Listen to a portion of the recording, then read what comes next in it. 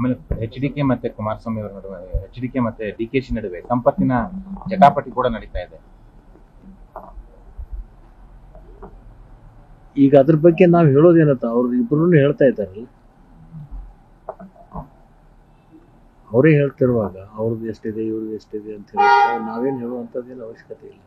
ಸಂಪುಟ ಪುನರಚನೆ ಚರ್ಚೆ ಮತ್ತೆ ಬಂದಿದೆ ಸರ್. ದಸರಾ ಬಳಿಕ ಯಾರಿಗೆಲ್ಲ ಅವಕಾಶ ವಂಚನೆ ಆಗಿದೆಯೋ ಅವ್ರಿಗೆಲ್ಲ ಕೆಲವರಿಗೆ 8 ರಿಂದ 10 ಜನ ಭರ್ತಿ ಮಾಡ್ಕೋತಾರೆ ಅನ್ನೋದು ನಿಮ್ಮ ಹೆಸರು ಕೂಡ ಕೇಳಿ ಬರ್ತಾ ಇದೆ. ನೀವು ಆಕಾಂಕ್ಷಿನ ಸರ್ ಹೆಂಗೆ ಡಿಮ್ಯಾಂಡ್ ಇಟ್ಟಿದ್ದೀರಾ? ನನಗೆ ಡಿಮಾಂಡ್ ನಾನು ಯಾವತ್ತು ಕರಾರು ಕಂಡೀಷನ್ಗಳು ಹಿಂದೆ 20 ವರ್ಷದಲ್ಲಿನೂ ಕೂಡ ಯಾವತ್ತೂ ನಾನು ಮಾಡಿಲ್ಲ. ಮುಖ್ಯಮಂತ್ರಿಗಳು ಏನು ತೀರ್ಮಾನ ತಗೋತಾರೋ ಆ ತೀರ್ಮಾನಕ್ಕೆ ನಾವು ಬದ್ದಿರ್ತೀವಿ. ಮತ್ತು ಅದ್ರ ಜೊತೆಗೆ ಹೈಕಮಾಂಡ್ ಇರುತ್ತೆ. ಹೈಕಮಾಂಡ್ ಮತ್ತು ಮುಖ್ಯಮಂತ್ರಿಗಳು ಏನು ನಿಲುವು ತಗೋತಾರೋ ಆ ನಿಲುವಿಗೆ ನಾವು ಬದ್ಧ. ನಿಮ್ಗೆ ಕರ್ಕೊಂಡು ಬಂದು ಸಚಿವ ಸ್ಥಾನ ಕೊಟ್ಟಿಲ್ಲ ಅನ್ನುವಂಥ ಒಂದು ಚರ್ಚೆಯೂ ಕೂಡ ನಡೀತಾ ಇದೆ ನಿಮ್ಮ ಕಡೆಯಿಂದ. ಚರ್ಚೆ ಎಲ್ಲವೂ ನಡೀತಾವೆ ಬಿಡಿ. ನಾನೇನು ಚರ್ಚೆ ಮಾಡಿದ್ದೀನಿ? ನಾನು ಮಾಡಿಲ್ಲಲ್ಲ.